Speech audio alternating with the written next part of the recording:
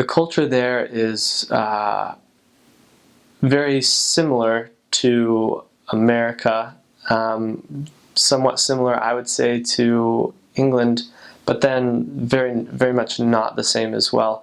I've described it in the past to people as being, if you've ever tried to like read stuff in a mirror, or like whenever you have like a mirror reflected in a mirror and you're like trying to comb your hair and you're like, which way is my hand going? It's like, it's uncanny, I guess is the best word. Australia was uncanny for me, where it was oddly familiar, or strange, or similarly different, if that makes sense. Things like being on the other side of the road, or like instead of Hershey's they have Cadbury chocolate, or like instead of the jugs of milk being more square, they were more rectangle. They don't have any orange cheese there. You know, I found that very interesting. That I was like, "Where's the orange cheese, the cheddar cheese?" And they were like, "Oh, the cheddar's right there," and it would be the same color as the mozzarella. And so, you know, it was just very interesting. There's a lot of Caucasians there. There's a lot of New Zealanders there, and I feel like New Zealand and Australia kind of have this funny relationship where they're like in-laws or cousins, or like rival siblings, or something like that, especially in terms of the rugby and the footy, the sports. New Zealand is kind of akin to Australia, like Mexico or Canada are to the United States, but then again, it's completely different. So it's probably a false analogy. I would say that there are more Aboriginals the further north you go. I didn't see a lot of Aboriginals. You know, their culture is more agrarian, or kind of outback-ish, I guess I would say, as far as I understand it. And so I would see more of them in the suburbs and in the more rural areas. And they were very fun and interesting people as well.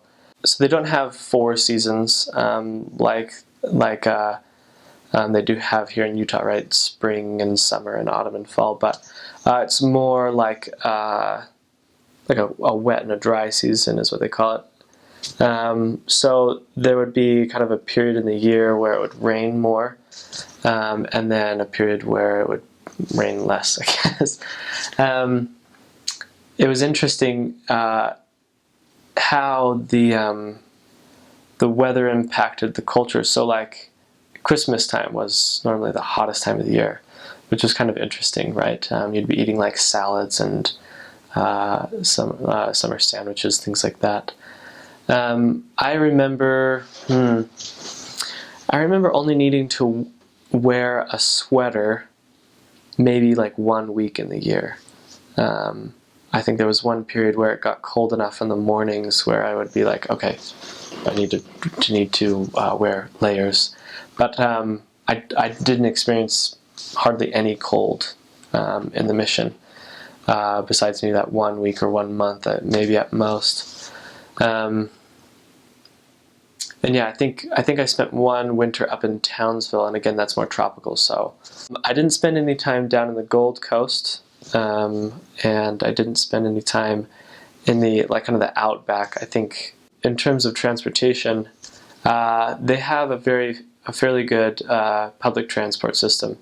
One that you can get on the bus, and I don't think you can put your bike on the bus. So if you're either like walking and using bus systems, or you're using your bike. So I worked in kind of more of a rural, like Townsville area, and then I worked in more of a suburb, Bracken Ridge area, and then I also served in the city itself, Brisbane City. And Brisbane City, I think we had a car most of the time, but then we also would walk around and use bikes as well. So it just kind of depended on the day's needs, or who we were seeing. In terms of housing, I would say it's a very typical Western society. where you have more rural areas, suburb areas, and city areas. With neighborhoods and houses spread out. I would say maybe in terms of infrastructure, the only difference I would say is like roundabouts were a big change, something that I think America should adopt because they're very sensible to me. You have a wide variety of people who, perhaps work at home. In terms of the internet, right? I met a few people who were like that, probably because we went tracting, right? And met people who worked at home. So there are people who work at home, there are people who work in offices, again,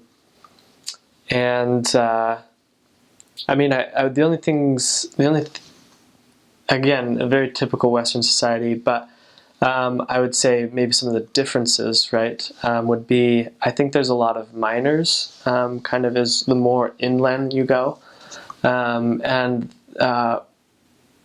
miners would tend to, I would run into people who would work like 6 weeks out in the mines or in some sort of mining capacity, and then they would come home for 6 weeks.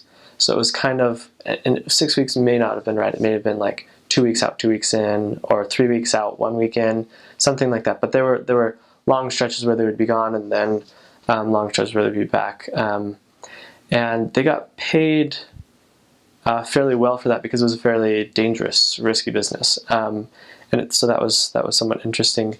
But that made the missionary work a little difficult, right? Sometimes you would run into someone who was interested, and then they would disappear, and that would be why, because their job is, large chunk here, large chunk there, large chunk out in the field, and a large chunk home. So that was something interesting or particular, something that I hadn't run across previously. As far as I understand, Australia mostly lives on their coast. Yeah. And then the further in you get, the more rural it gets. The cost of living it seemed pretty similar. It kind of depended on what part you were in. So kangaroo, they were kind of like deer. You would probably see them as often as you see deer, at least if you understand, like deer here in Utah. Sometimes they'll come down from the mountains, sometimes they'll get hit on the side of the road, right? But I would say they're very similar to deer in that regard. And then I think I saw a koala once, and they have a lot of zoos there, right?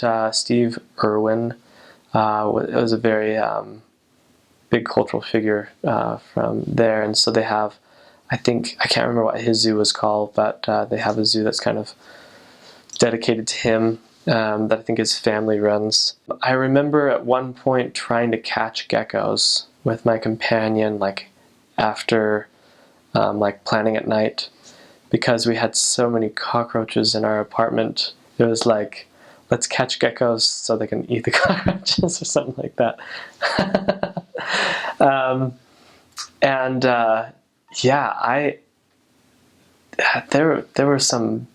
There were some big critters there.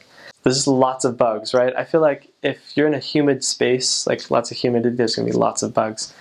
And there were lots of bugs there. Big spiders that weren't in the apartment, but I would take pictures of as I was walking by, and they were in the bush. I remember at one point finding one of those very colorful, I think it's parakeet? No, lorikeet. A lorikeet is what it's called. Finding a lorikeet on my head. And I have pictures where I'm at the zoo and I'm holding the snake around my shoulders, or cuddling a koala, things like that.